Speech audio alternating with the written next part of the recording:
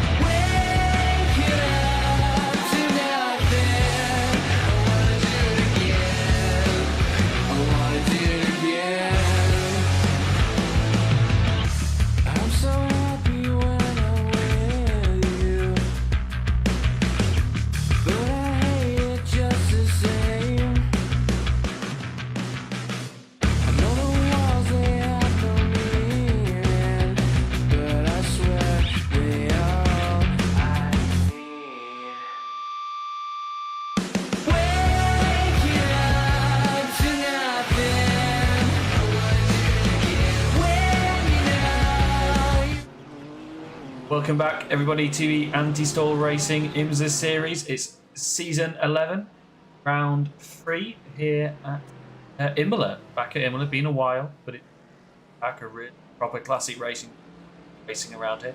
Joined once again by Alice. Alice, you usually get pretty stressed out in the traffic, especially. Traffic around here can be very difficult in the race. What are you expecting to? I'm expecting a better race start than we had last time we were here. I got reminded of it, and now I'm just terrified it's going to happen again. Someone tried to turn on a straight. I'm not entirely sure why, to this day. But, you know, the bar is placed pretty low, so I'm confident we can cross it this week. Manage something, right. Vincent Ossoms leads the field ahead of teammate Daniel Morphy in the BMW behind, but we're going to follow on that first flying lap. Remember, just 11 minutes, I believe, per car class in qualifying sessions this season, now that we've got the LMP back on the grid. So every lap is going to be crucial. Practice times for GT. And we're looking about a 1 minute 40, I think, for a good qualifying run, just based off Vincent. I can see. Slightly shortened practice session today as well, with the iRacing patch that went out delaying the start of the session. But the session did still go live at the right time, just knowing iRacing was down. Still on track to start qualifying, obviously. Race on time. Slightly short practice session for some of our drivers. That means you might not be as familiar, and the one thing I will say is that familiarity with the track is going to be very important, because it is very easy to slip a tyre and get an off-track around here, and that obviously takes the entire lap out of the equation. With apparently 17 corners technically to navigate, there's a lot of places that you can definitely mess up, so just keep it in bounds and make sure you're getting laps validated, because you're definitely going to want something at the end of the session. Obviously, with the current time model as it is, these opening laps aren't going to be your fastest, but you can still get a passable time down that should be able to tide you over, even if you need to push a little harder to get something better later on. This track as well, one of those ones where you want to push the track limits at pretty much every corner and just carry so much more to be able to do. Very, very easy to step over. Straight lines is okay. And this one's terrifying. You can't see the second apex, you're sort of going in blind, trying to place your car to the point where you can get it around around the curbing, importantly, but also then keeping it inbounds on the exit. And then from there, it's a fairly safe run towards 14, 15. Fairly standard corner combination here, but still very easy to go a little wide. I'm not sure that was inbounds, but we'll see.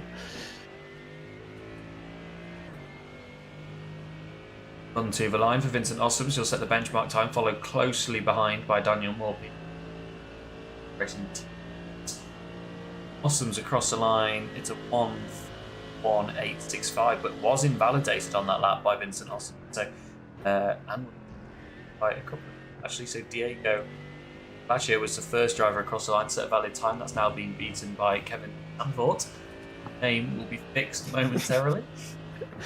No, I don't. That's pro Kevin pro Kevin Zandvoort. That's not easy for me to say. Kevin's name broken. Profile pic. And that in doing so, we broke the name as well, and now we've broken the entire interface, There we which is go. We're wonderful. back. It just There we takes a go. second. Kevin Zandvoort now at the top.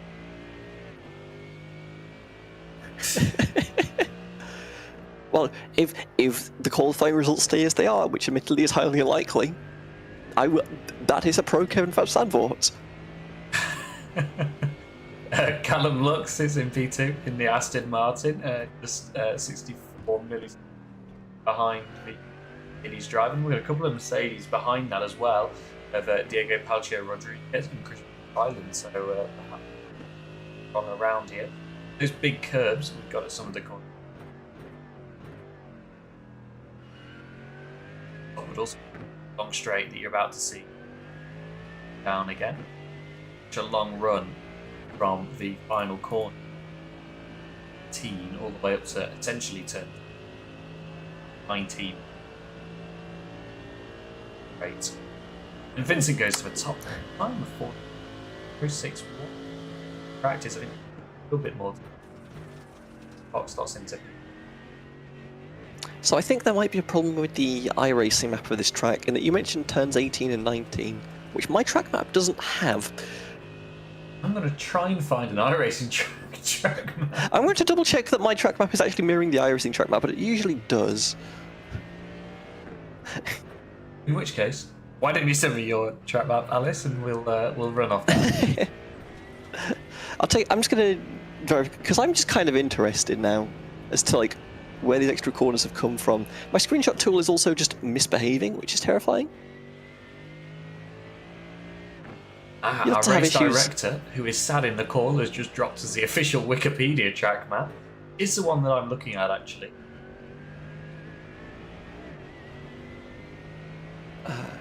Right, now I've done that, let me find iRacing. Number of corners for some reason. iRacing, my content. Also worth noting that IMSA was here last week on iRacing and official sessions. Pretty much, and I think actually every driver have a setup to run around here. Maybe even at a nice tight field and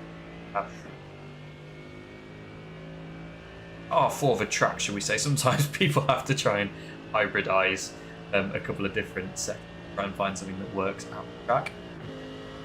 Vincent Ossom stays at the top. Dips into the 1:40s, only driver to do so. Daniel Morby's teammate slots into P2. Just 2 milliseconds outside of those, 3 milliseconds outside of these. Callum Luggs goes to the top there in the Aston Martin to a 40.5. I think this tyre's finally got a bit of heat in them, and the times are tumbling. Looks obviously with that very good early run means that it's probably set up to stay at least in the top 5, I would say, with a time like that. Could definitely push a little harder, given there's still 3 minutes left in qualifying. Can definitely get 2 laps out of that and try and push a little more. Now you've got a very good set time, you can push for those track limits as hard as you can. If you get that lap invalidated, sure, don't care. I already have a really good lap, but if you can get a great lap, you can almost guarantee yourself pole position. So Lux is in a very good position right now to just push like hell.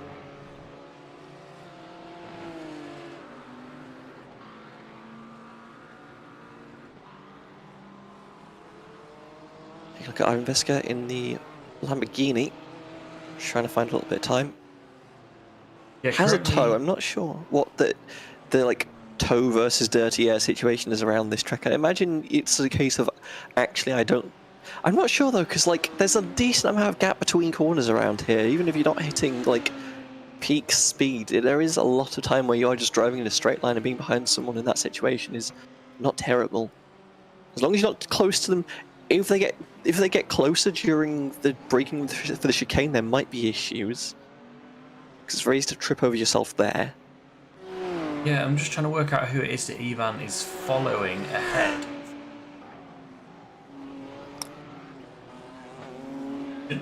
It's Anyway, Ivan Veska is the fastest AM driver at the moment. Sits ahead of Leon and Casper, who are both current drivers. Nearly within a second. 6 seconds. Picardi. Picardi's that car in front. Hardy ahead. Currently sits off Last the timing time. board, essentially. Yes. Yeah, no timing yet for Picardi. Lost the lap time, as does Ivan Vest. Yeah, oops.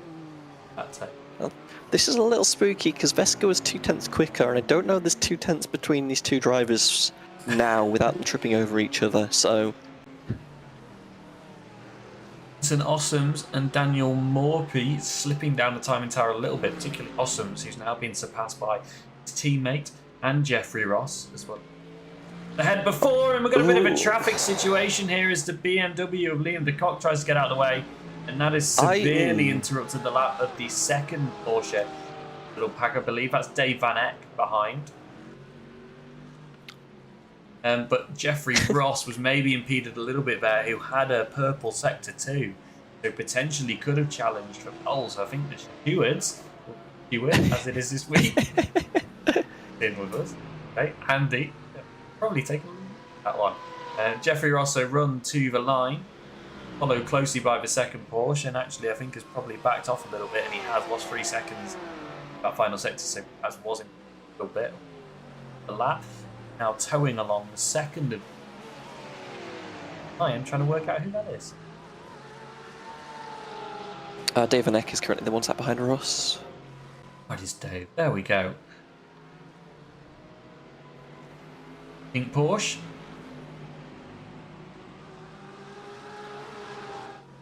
That is Comic under Sans on the investigation. sideboard. Under investigation currently. Nice. Okay, crazy idea. Actually, no, I'll save this for the next session so we can podcast a bit. We're gonna need to in LMP2. Okay. Right, Jeffrey Ross. He's on a bit of a flyer at the moment. The Sector 1 was about where the pole sitter is, about 10th off. And the Sector 2 is purple though. Both going to be good laps from Jeffrey and Callum this time by. Daniel Morphy also finding time. Third place, as is Vincent Ossoms.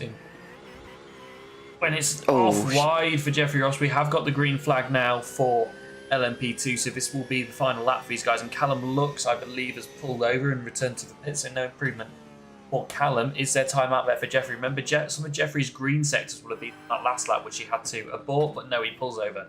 Gives up on this one too, as Vincent Ossoms goes to the top of the timing tower. Barely anything in it, but very nice there. Right camera, eventually found it. Kevin Versanvoort immediately moves gets up out to of the way. P5.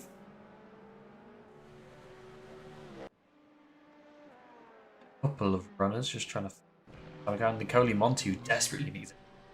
Pro driver currently 21st overall. For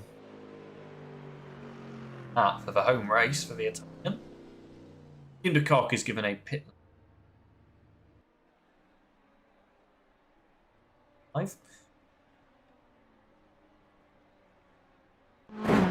As has been the case so far this season, Carlos Boza Poya leads LMP2s to qualifying. Fly over the curve. Kane and a couple of them cut it. Here we go. Now on the run down into Rivazzo again. the Hoyer fly pass. So, in qualifying. Big advantage in qualifying, but it was a big advantage in qualifying at Hockenheim as well. And Sebastian Van der Heuvel closed up in the race. Slight variation in strategy, but both drivers were close to each other within session. All GT3 drivers were within 105% of the pole position time. Start the race.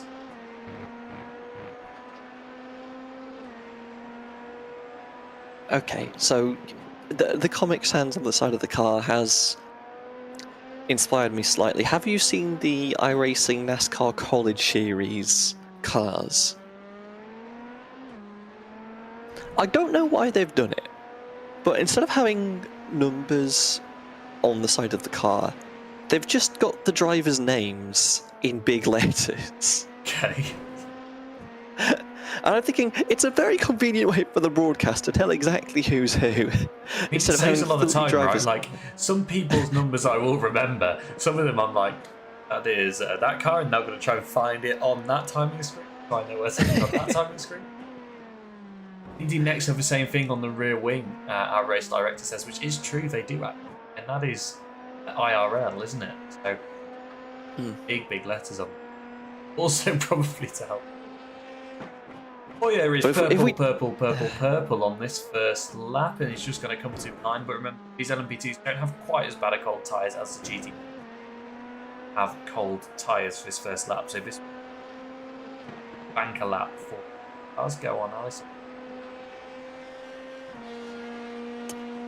All I'm saying is it would make the broadcast very easy if they just had name of the car, name of the driver on the side of the car when we have the TV shots. Instead of trying to figure out which one of these goddamn golden reds with the, I don't know who it is on the back of the car. But Ruben, Leon and Sev, is that something you guys can do for us? I'm pretty sure you probably can. Come on, like, you can do that for us. Let's get that done. Let's get some big pictures of you on the side of the car, or some little pictures that we already have for you. Let's move off the server. Get them on the car. Names on things. Let's see. So Poyer leads by 1.8 seconds so far in this session and is still flying. Down towards Variante Alta chicane. On the brakes. Why is it really deep over the curbs? Carries an awful lot of speed, keeps it within track limits on the exit. That's the risk of hitting this curb so hard you don't quite have control of it. In fact, did not improve that sector, which is essentially just that chicane. Quite as good as it was. That one now comes final corner. Play run to the line, then you're going to come as far as you dare onto the button the run. Line. 1:39.48 for Poyer, who goes top and pulls over. So run done for Poyer. Ruben Stegemann across the line. Sebastian across the line first, so within a second of the pole sitter. Ruben cold tyres not being so much of an issue on the LMP2. I'm guessing Carlos Poyer's just got a really low fuel number and just trying to send out another session on just extremely low fuel. And the first lap might not be good, but the second and third will probably be competitive with whatever he's put up right now. I'd say competitive with the rest of the field, but Bose has just cleared them already by a significant margin. Van Truvel's really the only driver who can get close within a second. The rest of them are 2.5 away at least. Oh, spin for Ruben Stegemann. Jose.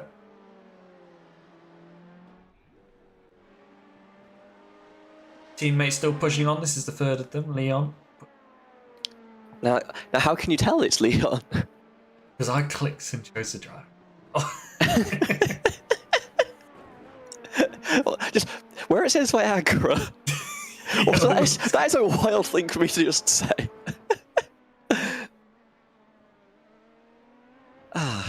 Right. Moving on. barrier down. Still, to it's a poor good Leon. lap for Leon, though. Like, there's 3 greens here. It's going to be an improvement. You need to get a massive improvement to get to second place at least. Yeah, the Like, last Leon's lap, just trying to hold third right now. the last lap for Leon though was a 35.4. It was just validated. So moving on that, there is potential for him to get a little bit. Those green sectors bump bunch. See what Leon can do across the line. The time's a beat 9.48. Time for Leon 35.219 to get. It's not bad, though. Like, that is reasonably close. Gotta remember, Leon Van Ellerwatt is 2 point thereabouts. Bastian 3.3. Carlos Bozapoya 8k. So Carlos Bozapoya might be a little bit good at this iRacing Leon's thing. car have Leon on the back? Is that Leon on the back, Andy? I don't know. And if it is, it's on all of the cars, so it still doesn't work. Right. Anyway, Samuel Just, Shepherd struggling in this session to get a lap time and has been racking up the off tracks. We talked in GT qualifying about how difficult it is to get around and set a valid lap here. Still struggling to do so. Sebastian, though, finding time quicker than the pole sitter through sector 1. Van der Roovel's been consistently a good And it's had driver a in this 1X, car. It's just says never Andy. mind.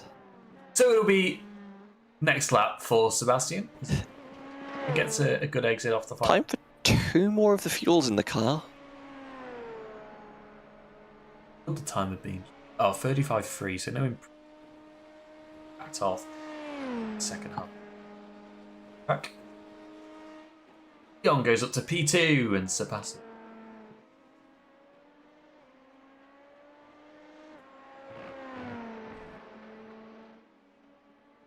Also to can't improve. Leon He's only a out. 34.3. Has managed to sneak up into second place. Good lap. The times are getting closer, and I haven't seen much out of Bozapoya since that 3rd lap, so...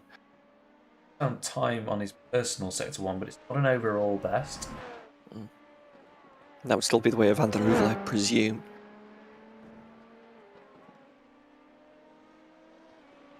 Second flat out.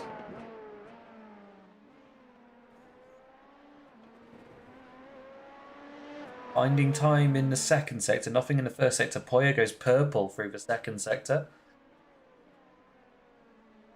Stegerman across the line, and that was not valid.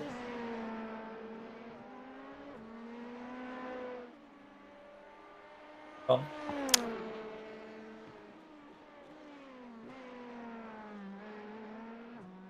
Oh no, Pete.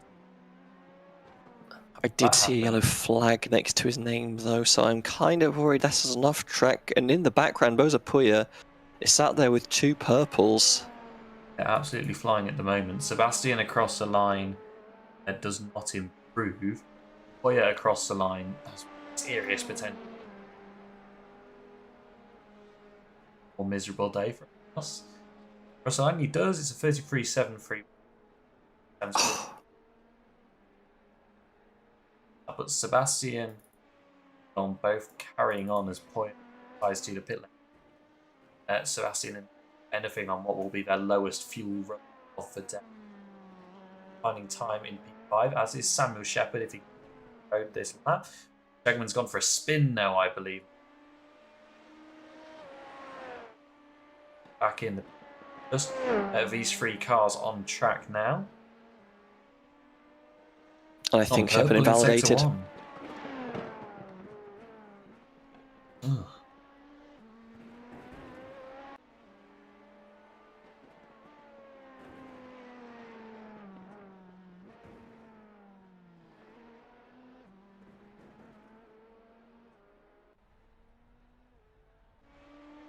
So Van der Roovel, the last car on track.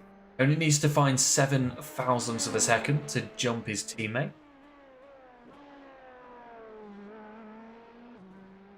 In the meanwhile, the the hypercars are doing the hypercar thing, which I think is hilariously inefficient, but they're doing it anyway. Van der Heuvel, I don't think this will be an improvement. That's 4 orange sector. It's just Wow. enough to jump ahead of his team. That must have been an impressive sector 3 then compared to his previous run, but that's just enough to take second place on the front row away from Mello out. Van der Heuvel will start second.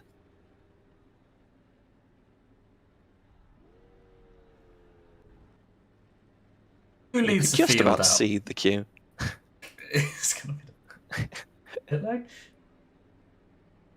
What you said? You as usual, forming about 3 seconds away from the green light. Question from race control. It's Borat. It's not Leon. I did think that might be true. I didn't think it was.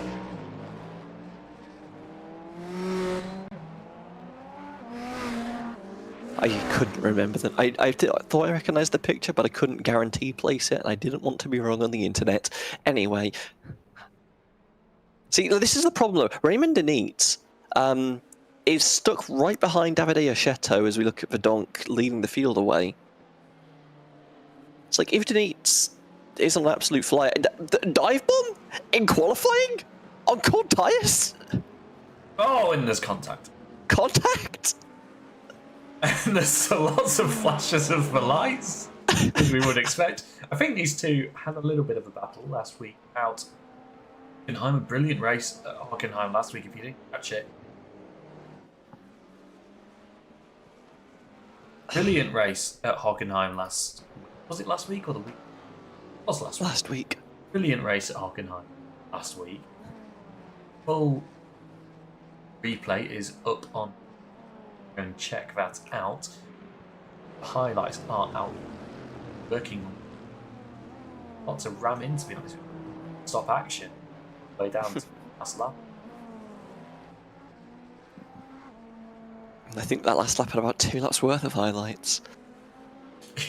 Yeah. As... Going back over it with race control was, yeah, a lot to look at.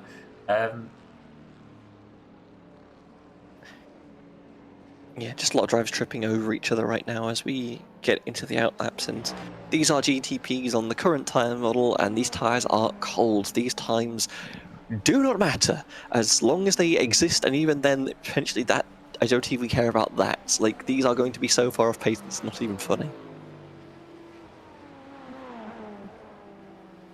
So, we are going to presumably talk a lot more nonsense in the next few minutes, and then real times are going to start filtering unless someone does a particularly funny spin, in which case their qualifying might be in trouble. Putting up our championship standings, and remembering that we're only 2 rounds in and there's a 1 round drop round. So I can tell you that the joint leaders in the championship are David van der Vacker and Raymond.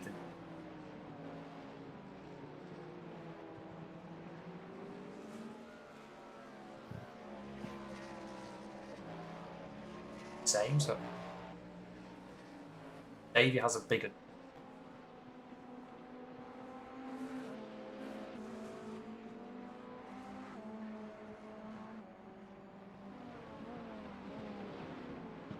Drop round, so any bad result. Oh, that is a bit of rallycross action there. Lots of rallycross action big there. moment for Albert Preen. How about one? So, in 2 moments actually for Albert. So this was the first one. That driver through the trees, just loses 10. Tried to get going again.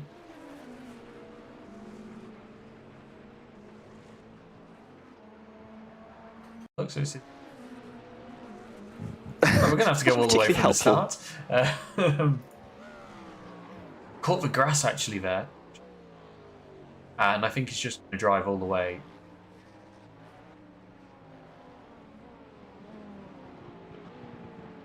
Paul's coming back onto the road, is that?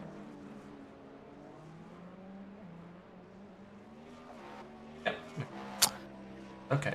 See, I think I see the issue in that the road goes straight, and yet I get the suspicion the wheel was pointed to the right. Does appear to be part of the... Quinton Verdonk finding... No, normally what you need to do in this situation is just let the car roll onto the track, not try and like jerk it on. Just try ease yourself onto the track as best you can. Because if you make a sudden movement on the grass like that, your ass will become the grass.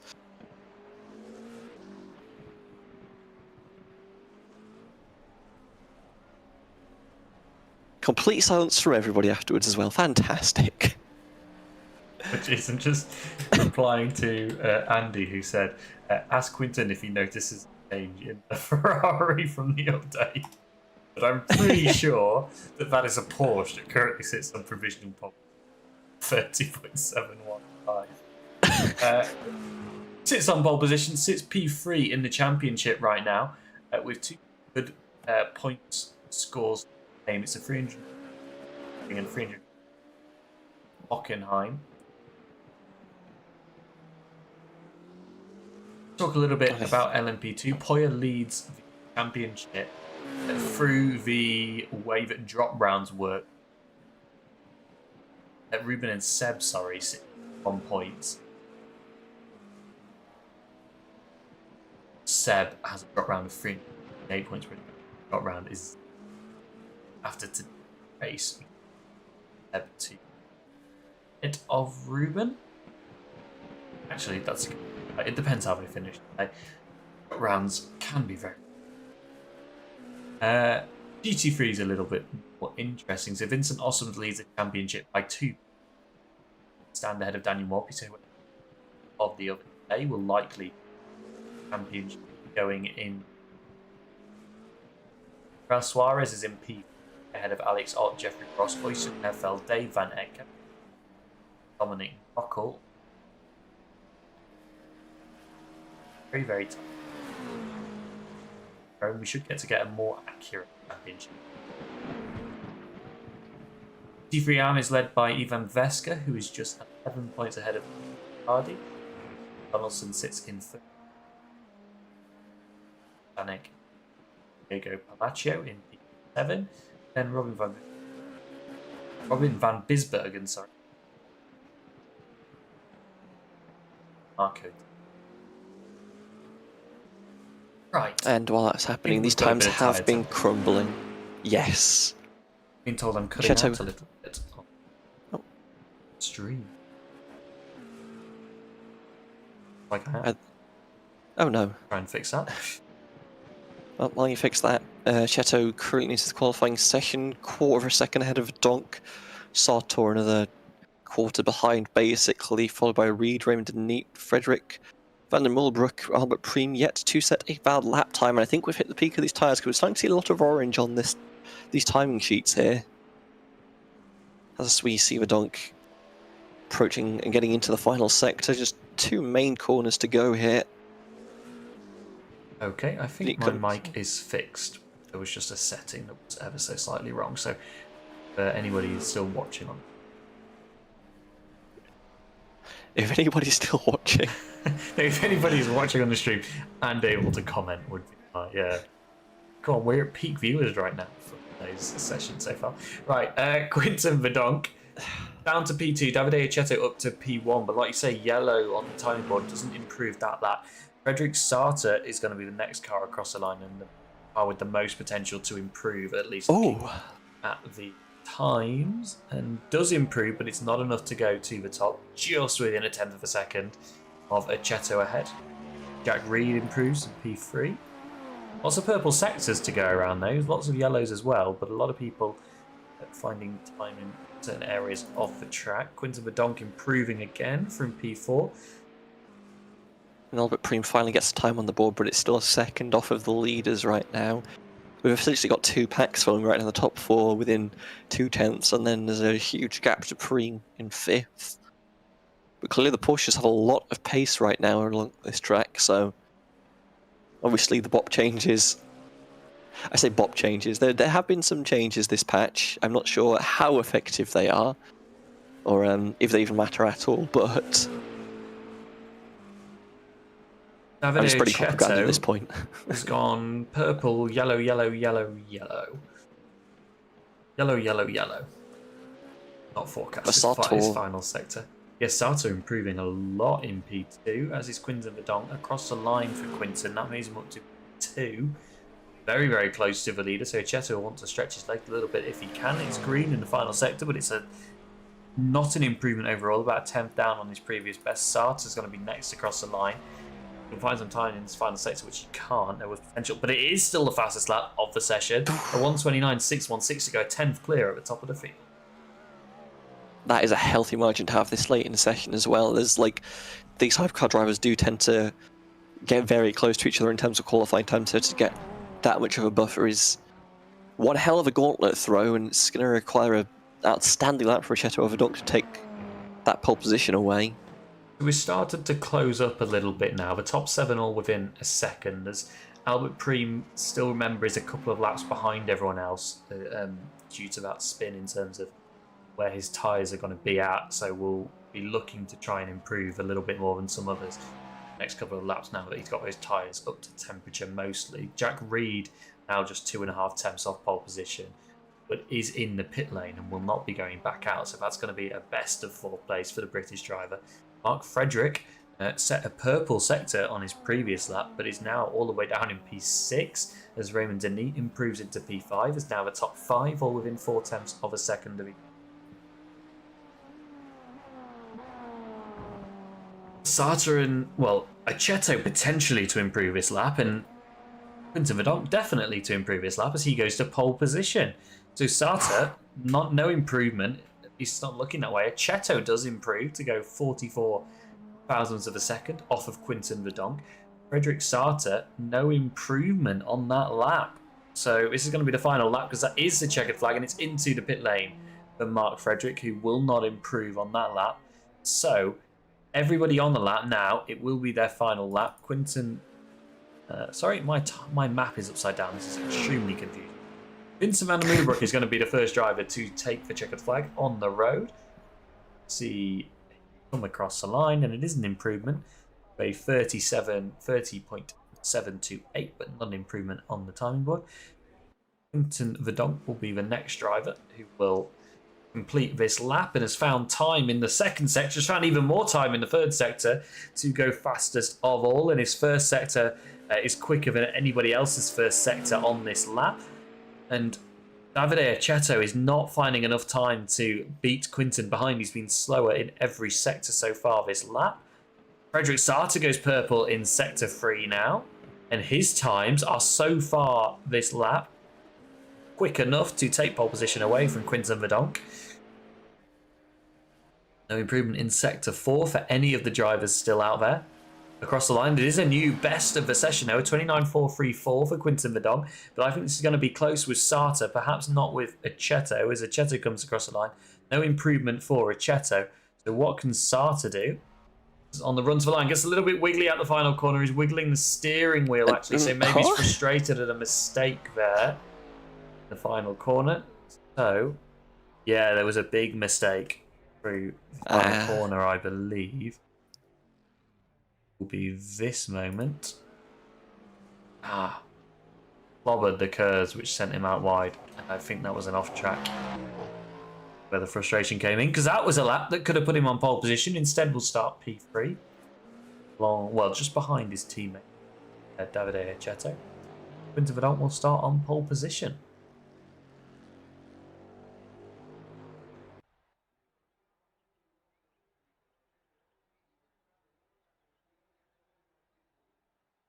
Now we have the fun job of the warm-up session and waiting for Andy to inevitably cut across us with the pre-race shenanigans. But let's get through some qualifying results. And we can, because we've now loaded into warm-up, so we'll do our usual GT3. I'm going to let you do one for a while. This is GT3. God. Invesco will lead the AMS in qualifying for Go Esports, with Diego Policio Rodriguez for Penal Competition taking second. DSP Esports will take the theoretical second row lockout with Luca Picardi ahead of Simon Bertolini. Pete Prince for Dutch League Racing starting in 5th ahead of Patrick Stanek. Chris Van Strudel for Cloud Racing starts 7th ahead of Timo Schulten, Dutch League Racing driver in 8th. Gap was required to do 12. Thank you, Vincent. Awesome's Marco De Vito will start shotgun on the field in 9th. Okay, we'll just let you do one since you chose to join me and not Andy today. That's still really GT3 Pro. Vincent Ossoms took pole position and, of course, overall pole position in GT3. Only 11 thousandths of a second back to Callum Luxo. So we're going to get a tight battle out front, I think. And actually, if you look, Daniel Morphy within half a tenth of his teammate, and Jeffrey Ross just 75 thousandths of a second off of pole position. For those top four, it's going to be an incredibly tight race. And Kevin Verzandvoort for DLR in P5, they're having Joda Schneider, Dave Van Eck, Alessandro Vici, Liam de Kock, and Raphael Heck making up your top 10. Liam de Kock will score the points for P9 on the grid, but will start in the pit lane due to the impeding incident that we covered live on the broadcast. Leon Egger starts in P11, Casper Hu P12, and Nicoli Monti in P13, but is a long way behind and in amongst the AMs when we look at the actual grid. LMP2 pole position was taken by surprise Carlos Bozapoya, 1.1 seconds, nearly 1.2 ahead of Sebastian in the end. Very close battle in qualifying with his teammate Leon. Daniel Renex is just behind, then Ruben Stegum and Ben Groneveld and Samuel Shepard, who showed pace but struggled to set a valid lap time due to a number of off tracks that were being picked up in that session. So we'll start P7. GTP pole position taken by Quinton Verdonk on the last lap, although his second best lap would have been good enough because Davide Aceto and Sarta both made mistakes on their final laps to mean that they weren't good enough for pole position, or in fact in the case of Sarta were invalidated despite being on pace for pole position up to that point. Jack Reed starts in P4 ahead of Raymond and Mark Frederick, Albert Preem in P7 after struggling with tyre warm-up on the first couple of laps and never quite getting back into rhythm. But we'll start alongside his DLR teammate Vincent P8.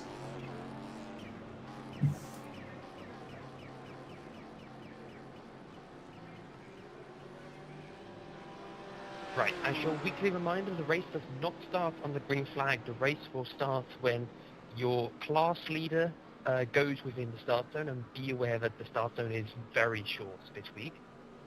Next, we ask that each of the LMP2 and the GT3 poles leave between a 10 and 15 second gap to the back of the class ahead.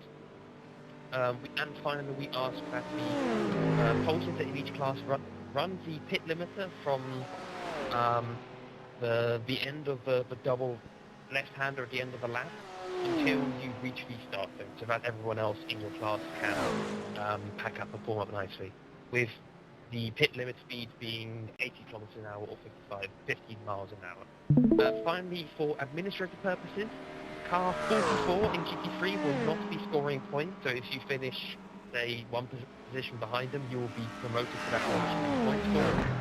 And car 27, also a GT3, will be starting from the pit lane due to an incident in qualifying. All that remains for me now is to wish you good luck and have a nice race. The Andy. dulcet tones of race control Andy being put through the horrific iRacing filter, I will say. It's the classic, we want to make this sound like a real radio effect. Getting a little bit dark here. I don't believe we scheduled any rain. On the radar, no. as far as I'm aware. Nothing on the radar, nothing on the forecast. Should be dry, just a little dark and moody. Which, I thought I was going to say something deeply meaningful there, and nothing came to mind, so now I just look like an idiot. Right, lots of GT3 drivers out on track in warm-up as usual as they get used to being back in the car again.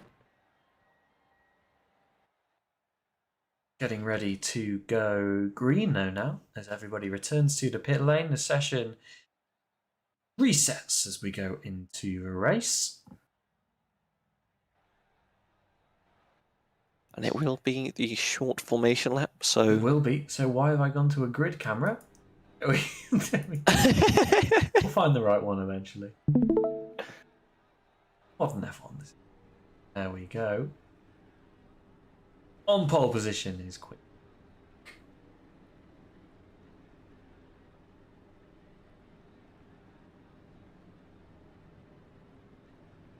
I'm actually curious how these drivers are going to choose to navigate.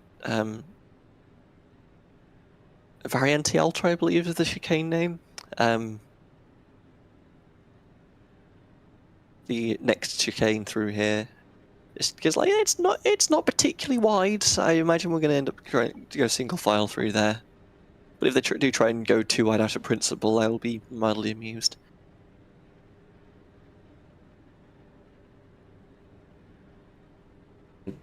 Bump my volume up a little bit compared to yours. So I think that's done now.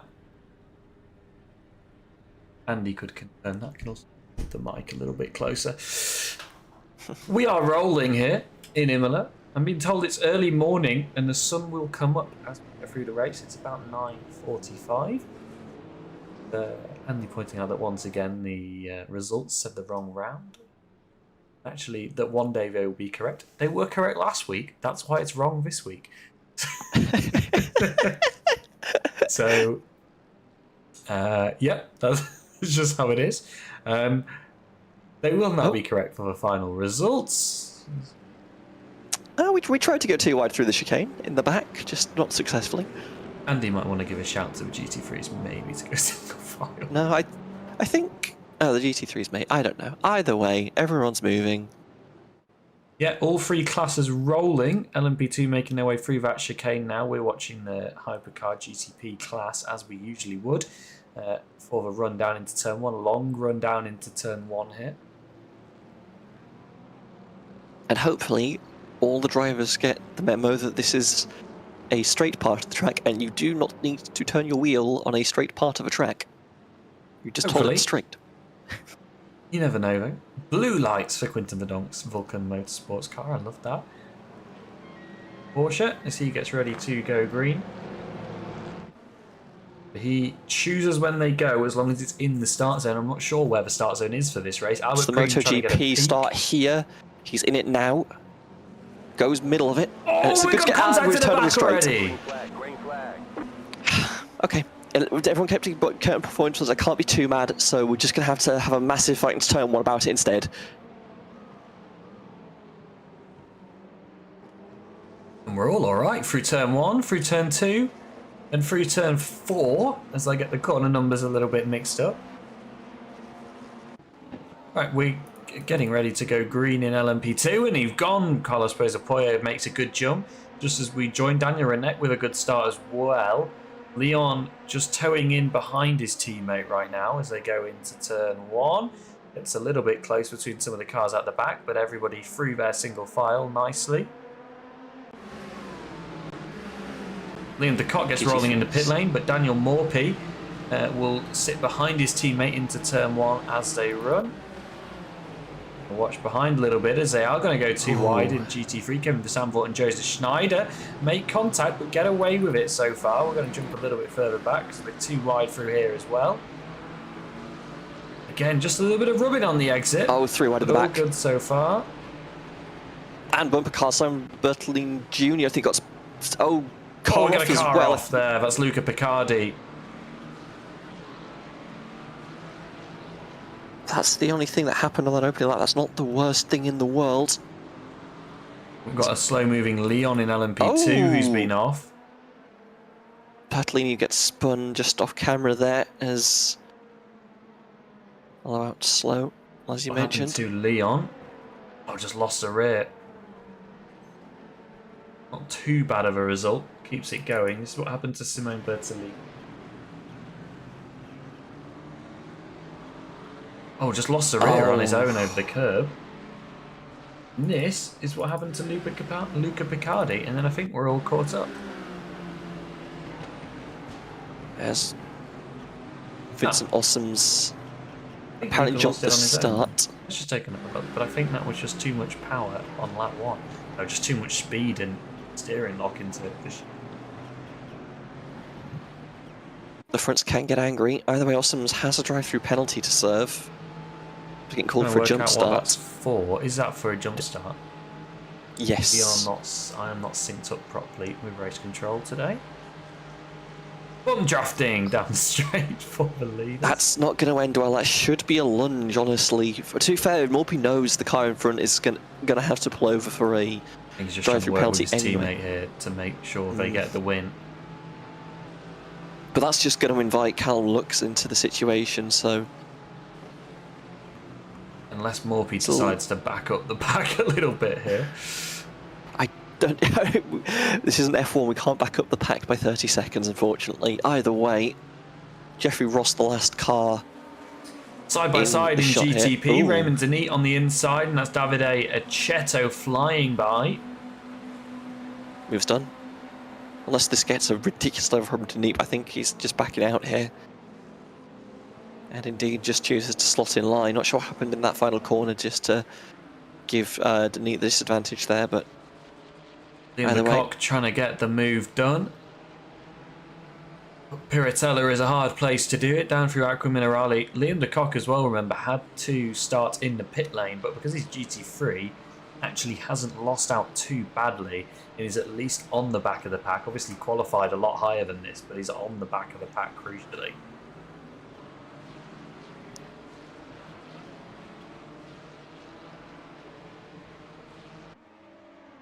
Ooh, off the road, Ruben Stegemann as Samuel Shepard gets through. I think that was just a straight pass. Didn't think there was any contact actually or anything off the road. Oh no! Oh, Leon clobbered the curbs. The sausage curbs. Yep. So disruptive.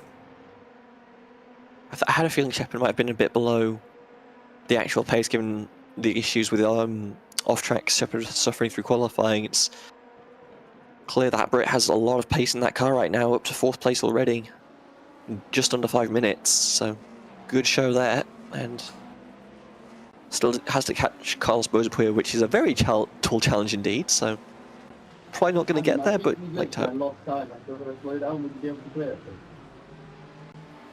Matt Reed asking for a slowdown to be cleared, but we can't. I don't think racing. I don't think that's a thing we can do. Not sure. I'm just trying to see if I can actually find where he picked that up. No, he's been given a black flag. This is where he picked up the slowdown. Apparently. Interesting, we don't actually have that. He went to Notting World and then picked it up 2 seconds later. Jack, I can't see what you've got the drive-through, sorry, the slowdown for. Yeah, my internet all wrong. My PC glitched, and I basically froze in time for about a second, so I lost like a second to the guy ahead, and I couldn't see anything, so I cut the chicane and I got slowed down for it. We'll let race control decide on that one. If it happens again, you're on your own. Okay. Vincent Ossam's into the pit lane to serve that drive-through penalty. He's going to tumble down the road. A lot. Blinking a lot.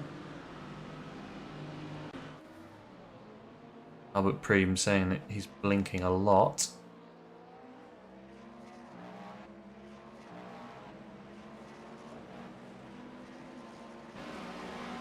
Close racing at the back of GT3. Liam de Kock trying to make his way past Nicoli Monti once again. Can't get it done. As the hypercars have now arrived as well. That's Quinton Verdonk just ahead and Sartre trying to make his way through. Verdonk with a big lead as we go on to lap 5 for the GCPs. Honestly, really well held threading there. the needle here. Really well held by Monty just to get that power around the corner, just carry the momentum into the corner and shut the door before that dive bomb could really come to fruition. Just really good aggressive driving, holds the position, should be able to drive away now with the GTPs, splitting them up. This has cost Liam de Kock a little bit. Just because of the way the traffic's come, as he has to let another car through.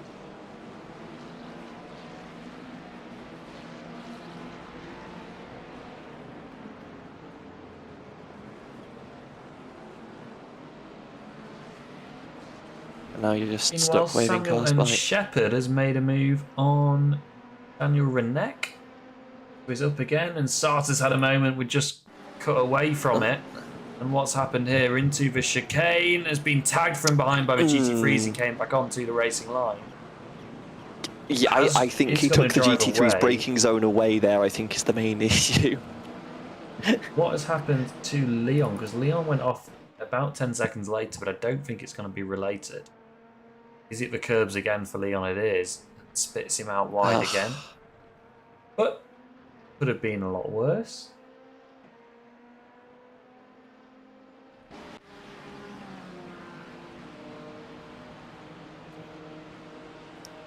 De Kock just in an awkward position right now where he's trying to Side defend. by side with the GT3 Ooh. cars just off camera. That's Tiemann Scholten and Chris Van Schuylen going at it. And Liam de Kock is getting ready to make a move behind again as well. Will pop out. Monty will pop out as well to defend, and we will have to duck back in. And this is going to get spicy, I think, with the car ahead. And is there contact on the exit? There is contact on the exit. Nearly ends up in the wall, and that's going to invite the other car, Patrick Stanek, up the inside of Liam de Kock. And Liam's going to be all over the curve. They're going to be side by side up towards Piratella. And they're going to try and make it free wide, I fear. No, there's a little bit of a bump. Oh, and side by side through the exit. And it's off the road, and there's contact again. If Monty's complaining about that, he can go away, quite frankly. There was...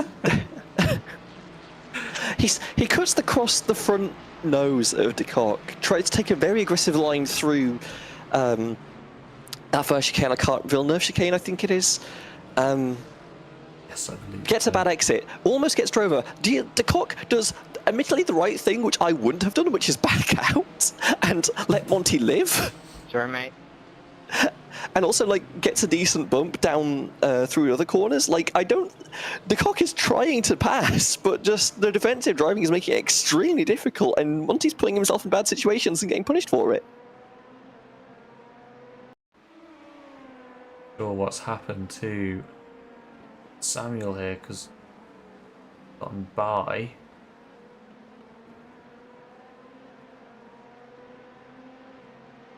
I believe it may have just been a brief connection if you're actually looking at it. Go back to live images. Albert Preem has gone past Vincent van der Moelenbroekers. The GT3 traffic may have helped here a little bit. Yeah. He's going to get the inside into Villeneuve chicane. That kind of leaves the defending driver with no real opportunities. Can't really high side that one just because that immediate right-hander you need to take that wide just to carry speed through. So you're sort of forced to give the position there, which is what de Kock was trying to do before Monty sort of squeezed him towards the inside of it too hard. Cheto deep, and that has let Raymond Deneat get through. Whoever chicane and spit the Porsche driver out into the barrier, actually. That wasn't clear when we came live. Actually, I think it's probably worth trying to take a look at the car of Cheto. Get an angle that's going to show us the right-hand side of the car, see if there's any damage.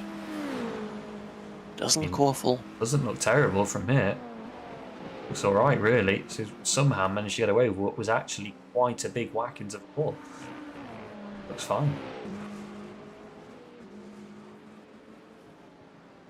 Leon Vanello also passed Ben Groneveld down into turn 2. Bit of games going on with these two, but got it done around the outside. It says sausage curves, but keeps it pointed in the right direction this time.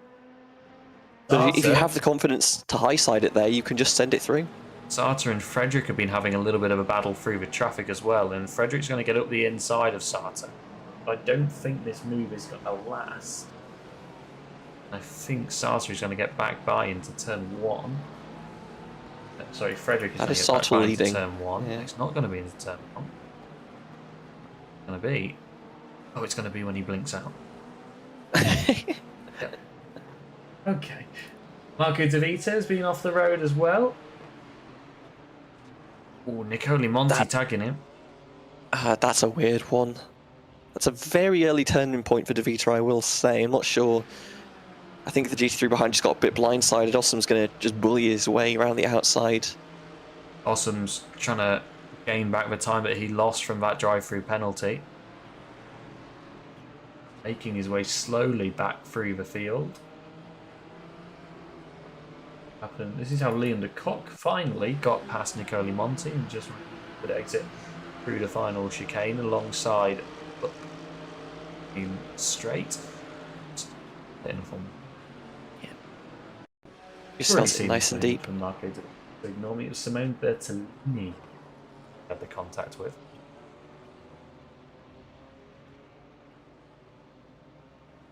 Leon Vanello has been into the pits, but De Vita has had another moment because he's trying to drive around it. Samuel M. Shepherd is absolutely flying, by the way. He's now cleared Sebastian. Not sure if there was a slowdown for Sebastian or something like that. No, just got to... No, right. just the pace gets is the run. absolutely mega for Shepherd right now. Leon has made his first pit stop of the day. What we've seen him do many times in pretty much every class now. To pit early, run slightly different strategy. Callum Lux harassing the back of Daniel Morphy in the Aston Martin. That's not harassing the back, that is pushing the back. Lux wants to go. They'll both ride the curb a little bit going through the chicane there, but... I think we are going to see some drive-through penalties, by the way, for incident points. We are 14 minutes just about into this session, and I can see several drivers already on double digits. Oh, I finally found the button that lets me see the incident points. Vincent Ossoms has cleared another car, now ahead of Nicoli Monti. Good thing for Ossoms is until he gets towards sort of the top 5 cars, everybody's pretty packed up. So he's going to, hopefully, for his sake, be able to make some big progress up the field. Where is Ossoms? Currently 17th overall in GT3 and coming into the pit lane. Maybe choosing to get out of this traffic then. Do an early stop. Definitely safe to do the normal 2-stop from here. Well, I guess the 1-stop from here, given he's already stopping, but... yeah, just get out of the way of everybody, because there's a lot of cars he's theoretically faster than between them, so... Sebastian and Ruben both in LMP2 as well. Teammates, of course, of Leon, so both choosing... I think what... As the LMP2 started to catch the GT3s, yeah, that is what's happened. So the LMP2s are now on the back of the GT3s.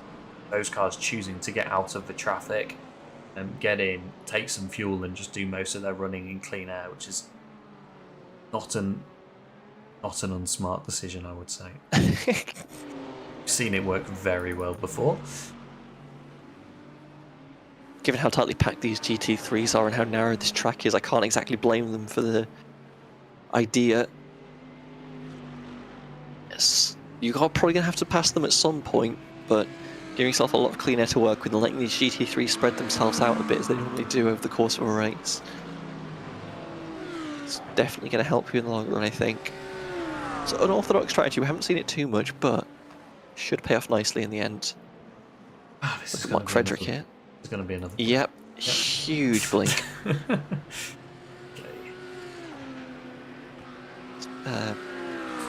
10-second time penalty for car number 13 for forcing the number 3 off the track.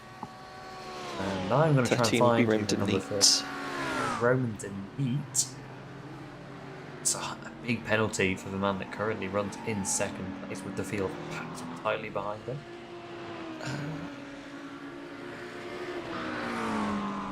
The number 3 is Callum Lux, who now leads in GT3. Oh. Callum Lux on Daniel Morphy. Here it is. For the lead of the race down into turn 1. Big straight line speed for the Aston Martin, despite some drag being added in the most recent patch from today. Flies past the BMW into turn 2, navigates turn 3 and turn 4.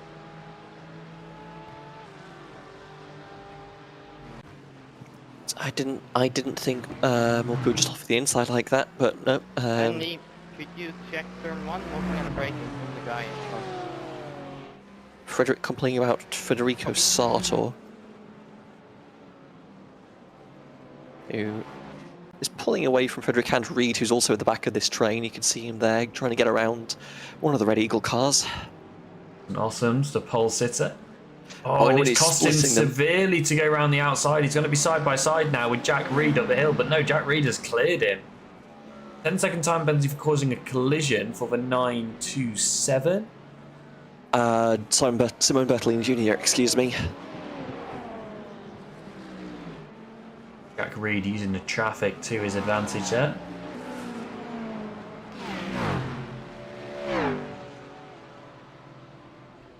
Close battle here. This is Kevin Versanvort behind Leon Erger, behind Dave Van Eck, battling for P5 in GT3. That contact is for the collision with Marco De Vita that we saw on screen. Yes, I remember the one now.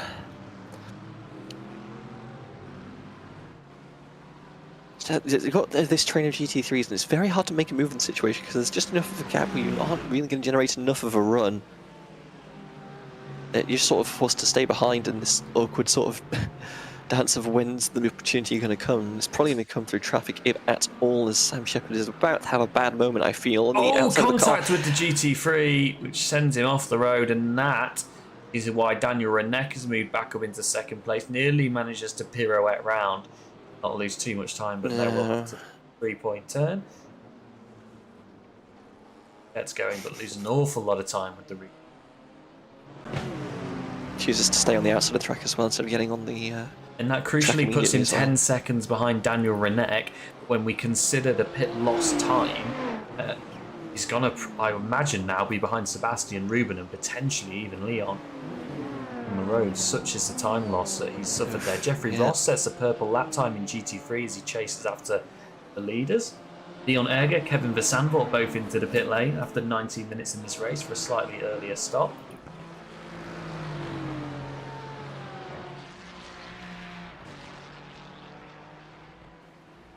As Morphy still chases Callum Lux, trying to take the lead back in GT3 Pro. You can see the back of that car, but obviously staying with these cars seems to be fairly straightforward for the GT3s to do, but actually getting a move on someone can be quite challenging. Side by side up the main straight, Jack Reed versus Davide Aceto, versus Federico Sarta, and he's through. Wow. Muscles his way past the Cadillac in the Porsche and he's going to get ahead, and that's going to open up the opportunity for Mark Frederick behind, who is now alongside the Cadillac driver with a little bit more speed up into the Villeneuve chicane, but can't get ahead. Don't think the overlap was there, Frederick. Just chooses to back out, chooses to bide his time. Has been sat behind Sartor for a while now. He's probably getting a little bit frustrated, but you can see immediately Jack Reed just pulls away over a second already between the two, and he's trying to get away from this pack. Callum Lux is starting to edge out a little bit of a lead over Daniel Morphy, by the way, about half a second in the Aston Martin.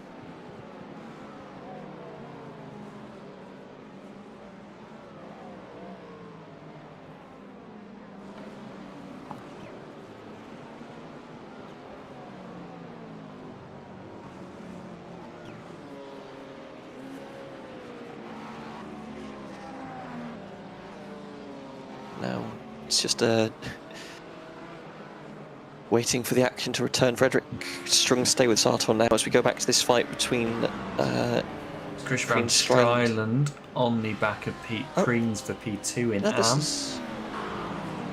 to figure out how GT3 behind is. Oh, this is a bad place to be a hypercar. That's Davide Aceto, who currently sits in third. Makes contact as well, gets shoved onto the gravel. I'm not sure he's going to be happy about that, but should at least clear the both of them. Oh, does he have the speed actually? Because it's going to take a while to get up to... Never mind, I forget these type cars are quite powerful when they get the engines going.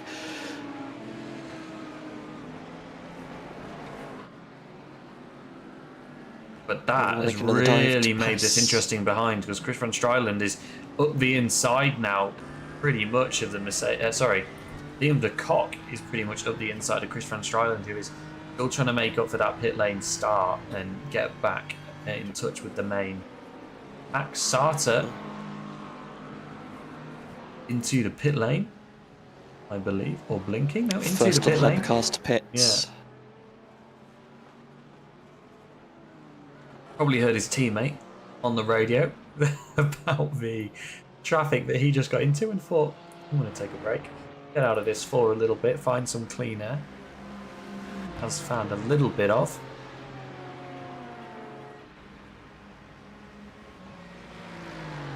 Daniel Morphy sets the fastest lap of the race this time by and is closing back up on Callum Lux.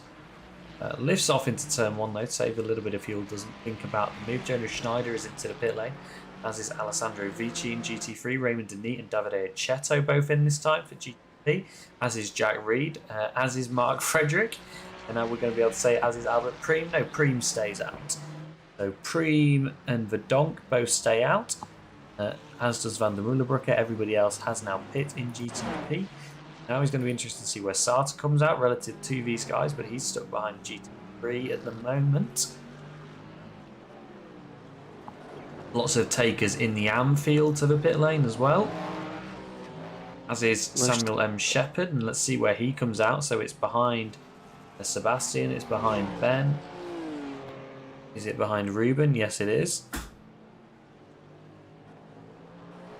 It is on pit exit and will be ahead of Leon still. No, he won't. Huge queue of cars. Is a long way behind Leon, and this is going to be interesting out of the pit lane here. Because he is just stuck behind so many cars here. GT3s are going to be slow to get up to speed as well. Gets passed around on pit exit as well. And now there's just a whole bunch of traffic that Shepard needs to get through to get anywhere. Morpy's not had a great lap this lap. He's dropped back away from Callum Lux.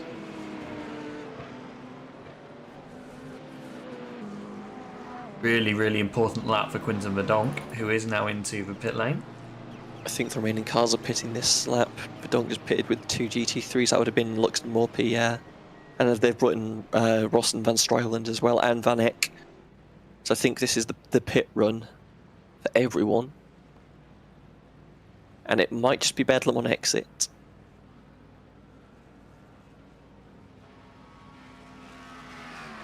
Up on the jacks, Quinton Verdonk taking tyres. Oh, but Preem's carried on, by the way. Rolling for Quinton Verdonk. Yeah, Preem, Boza Puyo and Groenveld have all carried on. Preem in the GTP, Boza Puyo and Groenveld in the LP2. Last cars to pit of the field. Morpy's carried on as well. That's the crucial one here, I think. Because Callum Lux has pitted. Jeffrey Ross and Daniel Morby haven't, but not Jeffrey Ross about 7 seconds behind those guys, so not really the concern. The interesting one here is going to be Daniel Morby, who was half a second behind Callum Lux, but actually saved a little bit more fuel in the final few laps of Aston. I have Morby scored as pitting. So do I.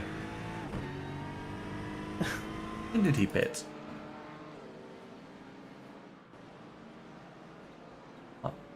40.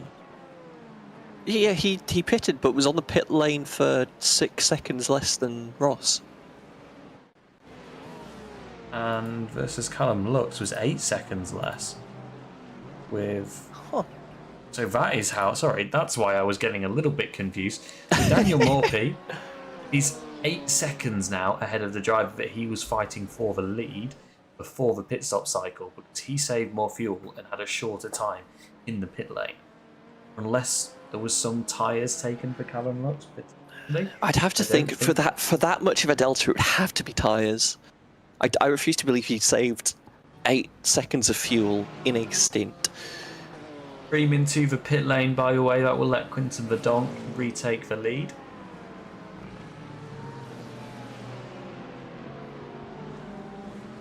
Sartre on the back of Reed still. Frederick on the back of Reed still. Federico Sartre 3 seconds back now after the pit cycle. Oh, this is a mess. This is not what you want to see, is that hypercar trying to get through the field. Frederick is going to be stuck to the inside here, but she'll at least be able to clear the GT3 before getting into the 2-3-4 complex. And he'll be grateful that Reed has been stuck behind the GT3 ahead. Basanvor, I believe that one is in the orange. Should just be able to dive through.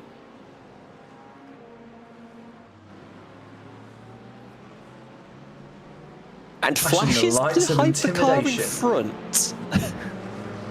Interesting. Primarily done as a scare tactic, that one.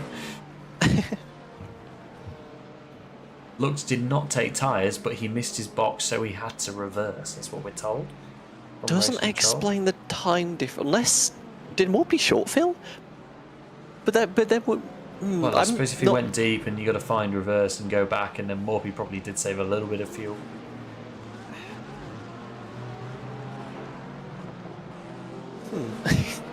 Either way, Poya now into the pits. That's our final car, as far as I'm aware. Also chooses not to exist anymore. There we go. There we go. There he is, rolling down the pit lane. Where is Sebastian? A lot closer than I thought he would be. And I think may even take the lead. And does take the lead because he got out of the traffic. Wow. Is that all? Just getting out of the traffic? Pit lane time for... Oh no, really long pit lane time for Poya, but I guess the tank was a lot more empty, so it was a lot... But it's did they run the same size tank? I'm not sure. But no, to be fair, Van der Heuvel did short pit, so we'll need to take in full Sebastian fuel. pit Yeah, a lot earlier, so we'll need to put less fuel in, but we'll then need to put more.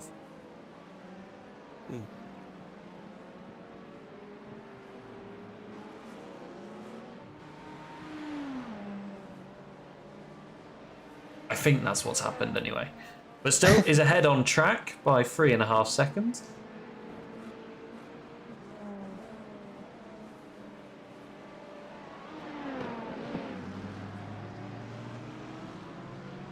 I guess trying to chase down the Sandvort, but has one of the clog pipe racing drivers in the way. If only they were labelled so we can identify which one. This is a problem in LMP2, in GT3, that actually the LMP2 doesn't have that much more horsepower than the straight line speed and acceleration than the GT3, so it actually takes them quite a long time to clear them down a straight.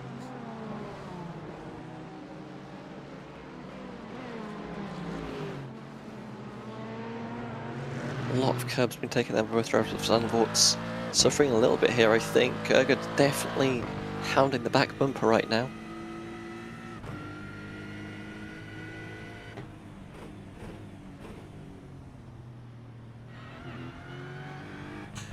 Callum Lux, by the way, is close back up to Jeffrey Ross, who's in P2. Keep an eye on that.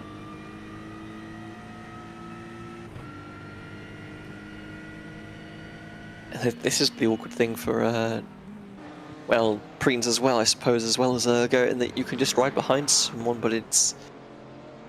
The moves don't show themselves automatically.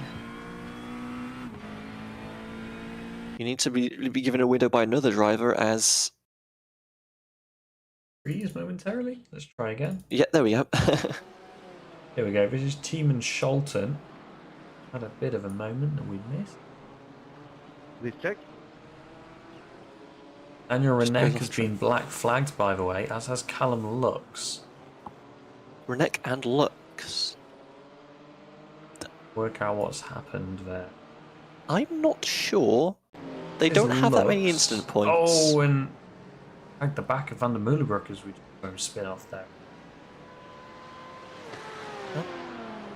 Oh, Lux toes. Okay. Was that a meatball then? Oh, he ran into... No, it was a proper black flag. He hit the incident point. I'm not seeing the instant point limit though, or at least... He hit 19, that's what the black flag was for. And then he's cleared that by towing to the pit lane. But he's showing his 10x for me, which feels incorrect actually. I think that's 10 off tracks. That's that. I am looking at iRacing. It says ink. It's showing 19 on my screen. I don't know if that's what Andy shows as well. Andy says instant points for both. Not sure what the Daniel I'll have to Renek take one the is word for it, but because it's for this contact here. He clobbers over the curb and is tagged by, well, comes together, shall we say, with Callum Lux. So I can understand Callum Lux's. He's just picked up 8 of those instant points out 2 corners.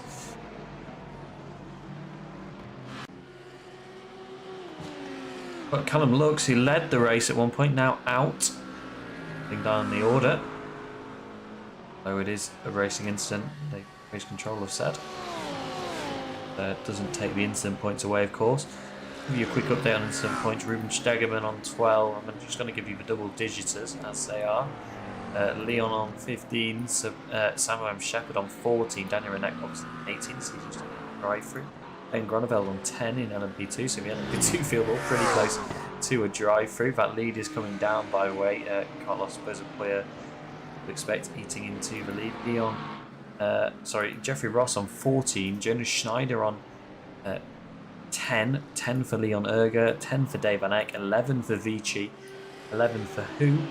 Leon de Kock on 13. Pete Preens on 12. Nicole Monti on 17. Cardi on 12. Stanek on 15. Bertolini Jr. on 15. Marco De Vita on 12. And we are 33 minutes into this race. So expect some more drive-throughs before the end of the race, and just keeping the car on the track could be the difference here between a podium or even a win. Points to take home.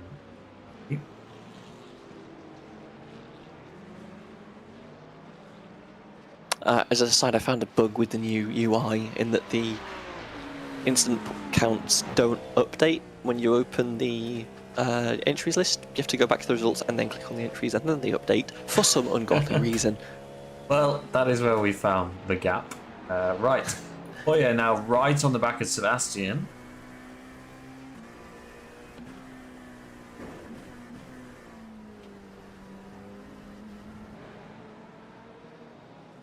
But as you said, catching is one thing, passing is another. Dawson's gets on the radio briefly, not sure what that was about. Yeah, he's back. He's up to P5 now, though, Awesomes. I think Leon Erger's had a spin, so I don't know if he avoids something there. Meanwhile, Bezopoya is definitely hiding the back of Van der Ruvel right now, so we know Bezopoya's fast. Just, can you get enough speed out of this car to actually make an overtake happen? To be fair, going through 2-3-4, trying to get an advantage through there, and then trying to send a dive into the Villeneuve chicane could actually be a decent play for Bezopoya. That car has a lot of pace. It wouldn't surprise me if he could get a decent advantage through this sector. He seems to be very quick through the high-speed corners as well, which a big opportunity, open up a big opportunity into the Villeneuve chicane. Not this time, though. Can't get it done this time, no. Warby sets the fastest lap of the race from the lead. Jack Reed has been off track as well. We missed this one. This is going to be a sad curb hit, isn't it? Oh, big curb hit. That's how he lost out to Federico Sarta and Mark Frederick.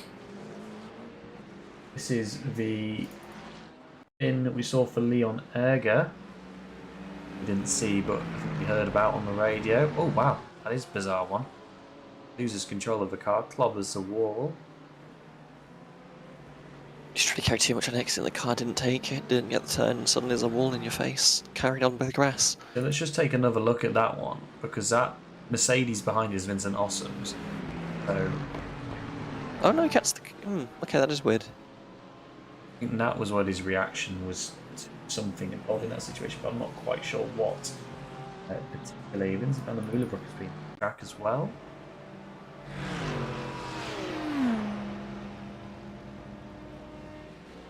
Oh, on the grass to passengers. I don't think you need to make the... I know it's a narrow track around Imola Van der Moelenbroek, but you don't need to make it that wide. Struggling with the car. Second phase of this race. Oh, here it comes. And the sand vault's off. Andy, please check the hairpin, I got right.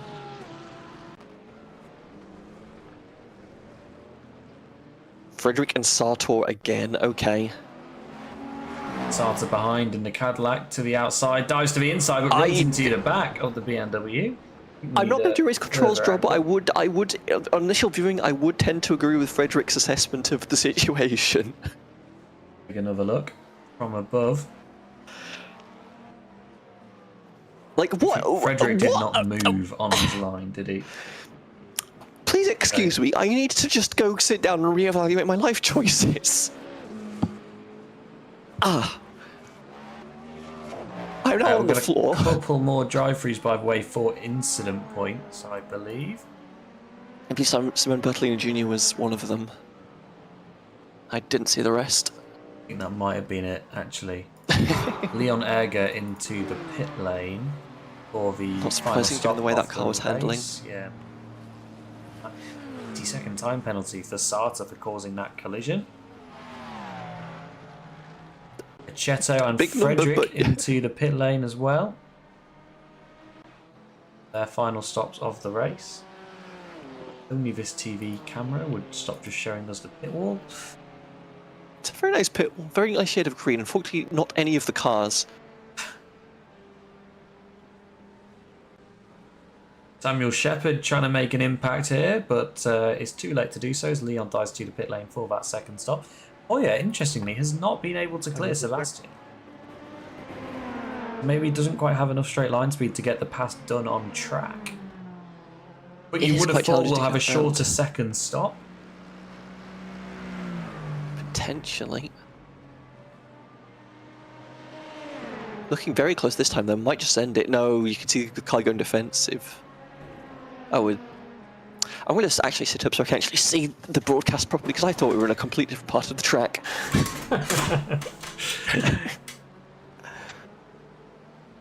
So I thought we were here, where Boza Puya has a chance to dive bomb into a chicane, and definitely thinks about it. I think he's just showing the nose, isn't he? Trying to intimidate Sebastian a little bit. Let him know that he might make a move if he can. He's got a good run here.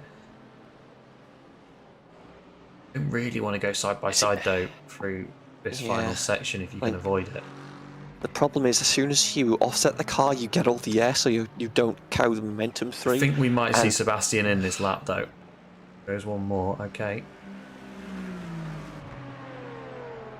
And like, obviously, if you're going around the little kink at turn 13, that cut flicks to the right. You cannot be on the left side there because you're just going to lose out massively. So, I suppose you're just going to have to stay behind. This GT3 could make things spicy though. Not It enough for a to get an second, opening. but the gap did not open up yet. Oh, it just seems to have a lot more grip. No, just because you're on a weird bit of a line there, you carry more speed into the first half of that chicane, but then you're in a bad place for the second half, so you just sort of end up nowhere and lose out massively on exit. You can see those players just nowhere near the back of Van der Heuvel anymore. We'll probably close that gap again, but... Into the pit lane as Vincent Ossoms is going to try and make this interesting. Oh, and does! Wow.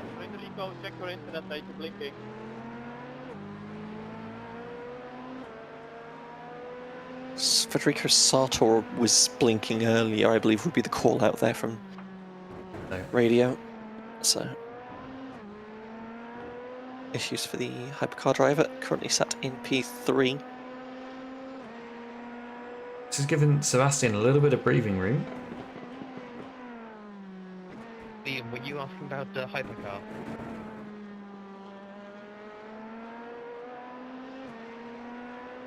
Sorry, me? Sebastian into the pits this lap. There we go. We thought it would be the case. Point of attention. There's a GP blinking and teleporting all over the track. Yeah, I think he is talking about Sartor there, but it's a GTP.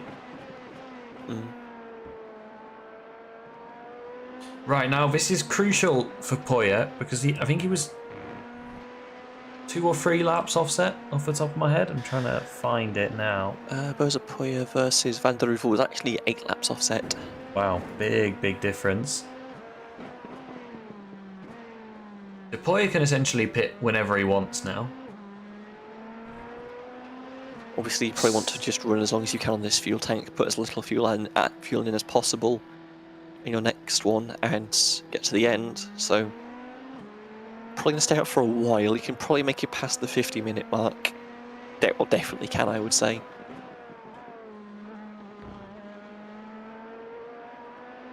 It's a question of how faster is the pit stop. Van der Heuvel only spent 48 seconds line to line versus Boza Puya spending 55 line to line. On that stop, so... crucially for Sebastian here, has come out ahead of Daniel Renek, who is still yet to make his second pit stop, as far as I understand. But it's just one less car that he has to try and pass if he does want to try and still fight for this win. Obviously, an LMP2 in his own class is going to be more difficult to battle, but Poyer's in this lap. Fair enough.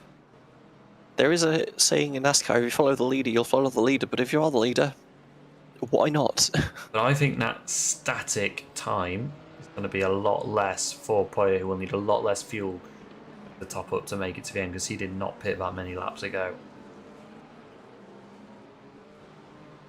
And he's already rolling in pit lane. There you go. That's the difference. Sebastian still coming through the final 2 corners. Somewhere behind those trees. Race control check, turn 1. Dave Van Eck is not happy about something. Yeah, not sure what. Can't see anything on his log. Or up the road is Poyer, a long way up the road. Wow. Copy, aye. 35 seconds versus 48 line to line for those last 2 stops. Yeah. 13-second difference. Pit lane.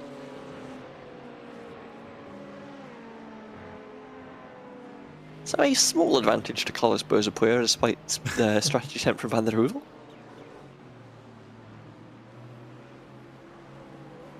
As Van der Mulbrook and Mark Frederick fight for last on track.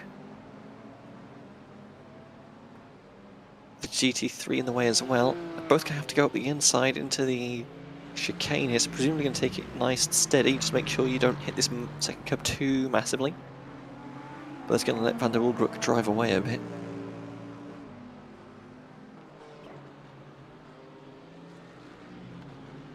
Casper Hu, Nicole Monti, Kevin Vassanville all into the pit lane as well. The drivers getting closer to that penalty limit as well. We'll keep you updated when they get the penalty.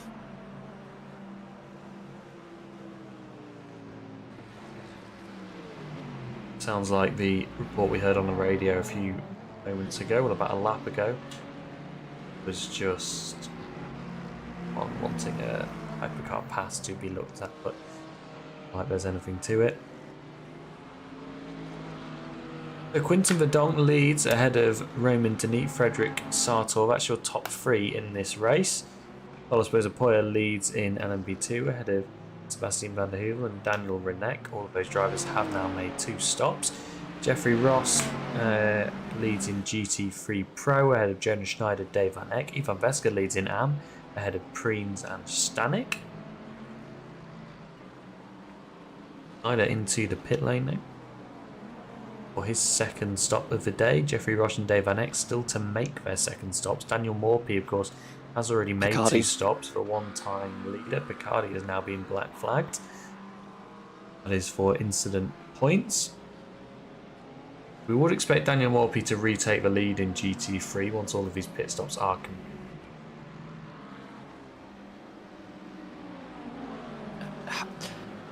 Frederick, I think, might have the pace to get past Van der Mulbrook, but again, something catch, something pass. There's just no way through for this GT3 right now. This traffic isn't doing me any favours. Might also be losing the rears a little bit, trying to get the power down too aggressively. Got a little squirrely there out of the final corner, whatever you want to number it. Now just has to watch as the green machine of Van der Mulbrook just drives deep into turn 2. Oh, but he is going to go deep over the actually. curves, and there's contact on the exit, but he's going to get through. Perfect timing, and they both pick up a drive-through penalty from that contact. Check. As he asked for it to be looked at, and we are going to take another look at it. There is contact. I can't blame him for asking. I'm just not sure there's anything to it. From that angle, it doesn't look like it, and he loses a front iRacing? wing. I think that was a Excuse big me? bit of net code there, because I think the suspension was broken on Van der Mulbrook's car because he's had to tow to the pit lane.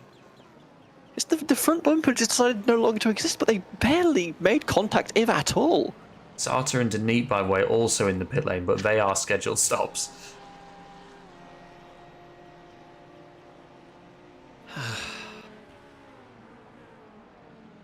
Yeah, netcode contact's already called out by race control there.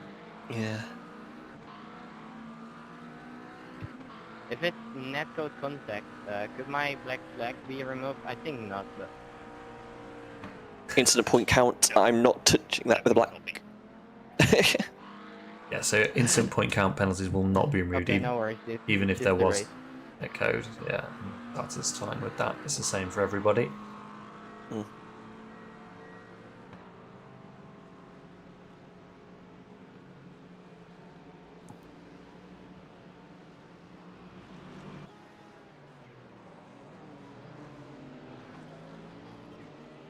Diego Palacio Rodriguez made his second stop of the race in Am. It's not a damn car he's chasing, though. No, it's not. This car is chasing, that car's on the pit exit. Frederick has cleared that black flag now. Not Into been the dog. a good day for Frederick, I have to say. He's been in the wars a lot, and not a lot of it's been his doing. No one has had a lot of pace as well. So, Dive 1. we can pray. Tried to wheel it We into can existence. To be fair, the pressure has actually forced the car. I don't know which car it is, but it's broken late and has sort of left a little bit of window here. I don't know if Rodriguez has this overspeed here. Doesn't look like it. Whoa! That would be Nicole Monti who just got black flagged. It would be, and that is for that spin. Wasn't going to hit the instant point limit. Let's take another look.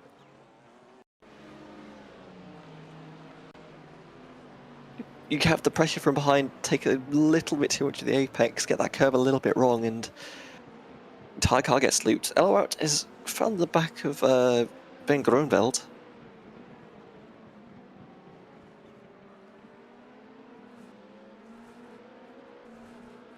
Would like to take away 6th place.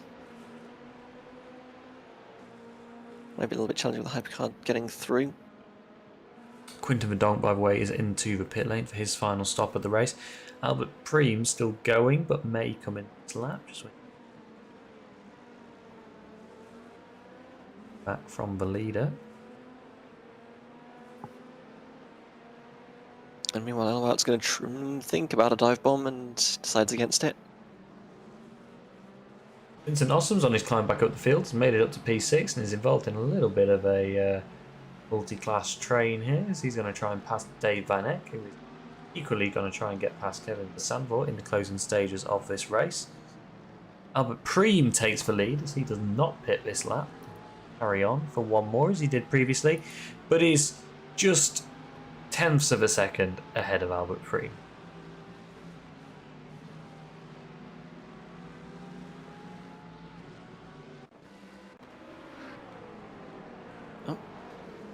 Oh, contacts! Stegerman has been a huge hit!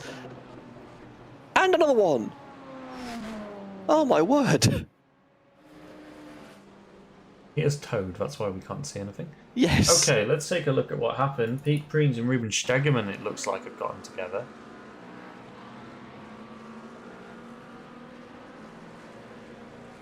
Three wide into Villeneuve. They managed to get it sorted in a straight line. Stegerman goes a little deep, and gets he goes tagged in the deep rear. Yeah.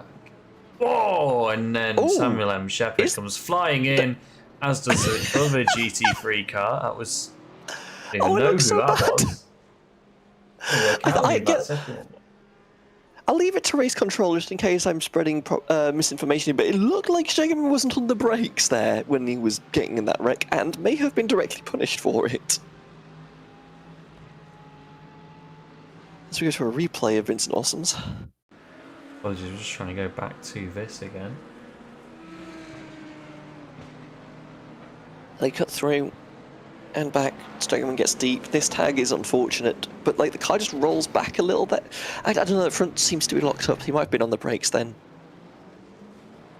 I'll leave it in the capable hands of one race control.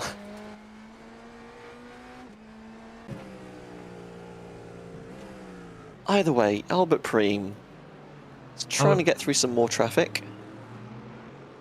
Yeah, no longer leads a race. Has been overtaken by Quinton. We missed that as we cut away to look at chaos. This is how Quinton Dunn got back into the lead. Remember, Albert Preem still has a pit stop to make, though. And in fact, Is that Preem that has just picked up a black flag? 48 so it's is not Preem. Albert Preem. I don't even know who that is. Samuel M. Shepherd, by the way, is in pits to serve a black flag. Oh, Peter Prince, GTP3 driver, excuse me.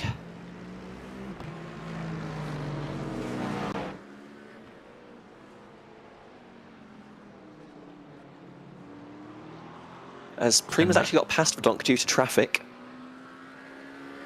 Oh, yes, he has. Oh no, Quinton has been off, I think. That is not Quinton, because too much is happening all of a sudden, as is always the case. Quinton Verdonk tries Now to dive bomb the chicane. Yeah, he does. Really lock up Oh. into the chicane. We'll go off, we'll have to give up time and fall back into. But then I think Preem's made a dive to the pit lane anyway, so...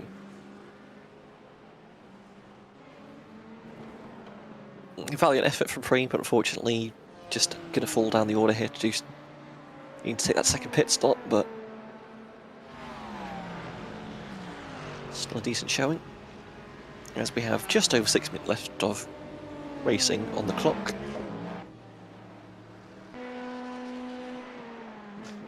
Leon trying to make it 2 clogged pipes racing cars onto the podium, but Ben Groneveld's going to try and hang on for DLR.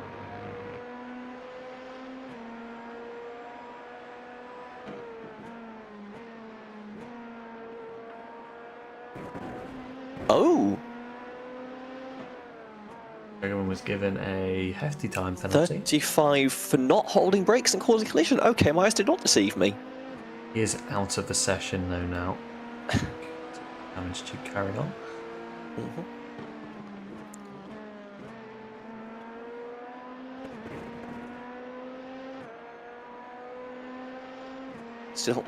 Still trying to chase Grenfell through the traffic. Gets very close in a situation where you really don't want to be close to the back bumper of the car. Hello, has to be careful here as well. Both of these drivers are close to a drive-through penalty with just 5 minutes to go. And that is Preem going around them there.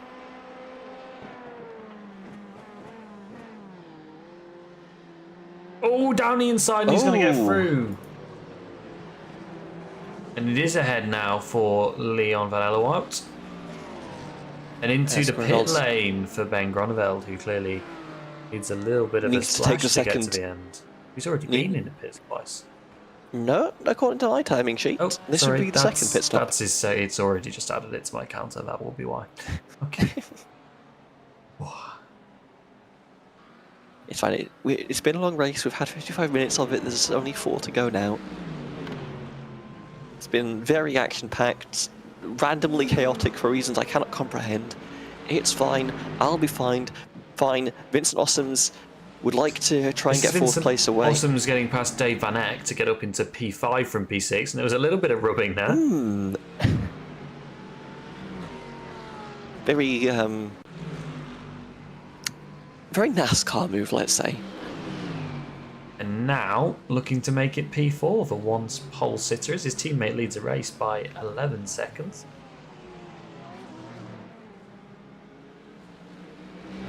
Time is ticking, so you definitely want to get these moves done.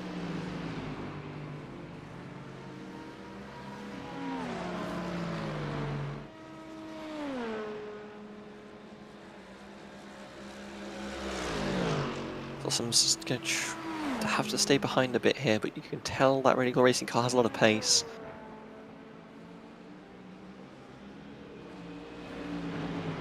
A couple hyper cars and LP2s behind, though, might make life difficult.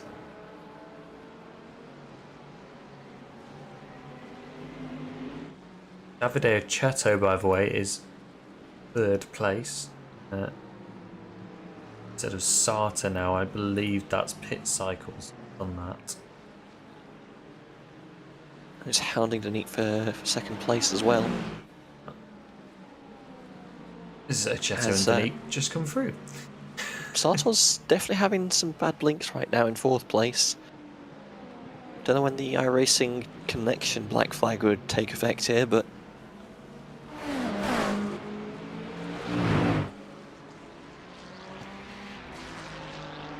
Either way, Awesome's right in the toe over Sandvort's, trying to carry speed through the last 2 corners.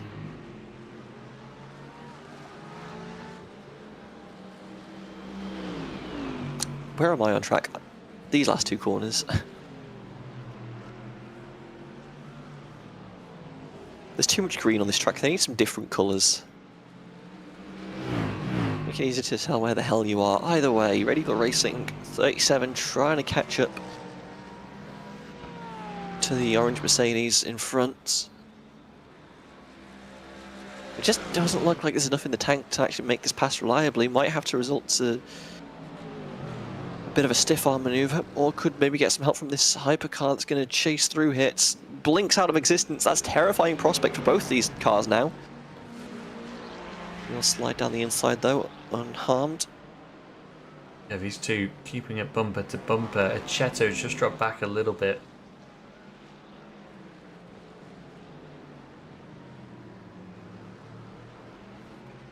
As despite the promise that it would maybe brighten up, it looks like the dark clouds have taken over. There will not be rain, but it will be a very cloudy finish. As with less than 1 minute of racing to go, it looks like Verdonk, Bozapuya, Morpy and Vesga have got this race sorted out between themselves, leading their respective classes by healthy margins. But it's still a lot to be decided in the lower positions. Now Vanek under pressure from Leon Erger as well, further back in GT3 Pro.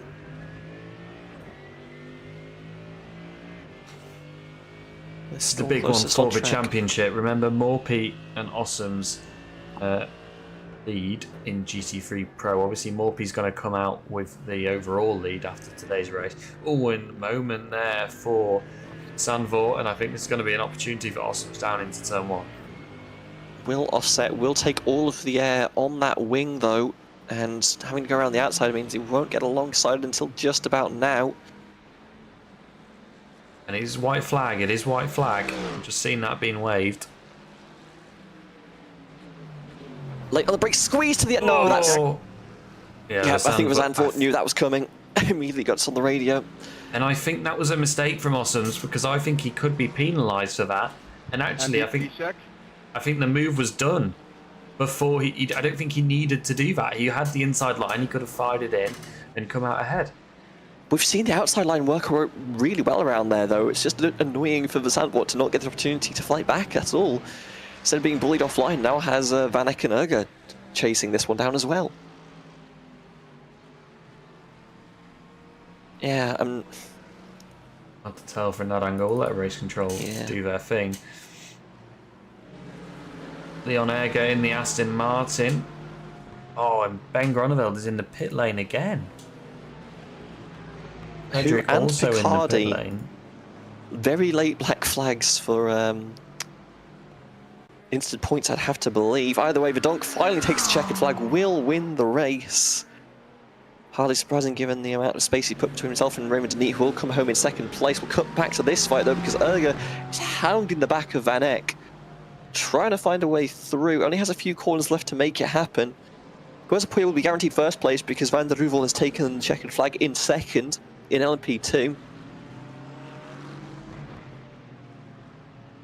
It should be easy going for Vanek, who just needs to get this corner mostly right, doesn't need to do anything too crazy, just hold the inside, make sure the car behind can't dive the inside on this very small corner.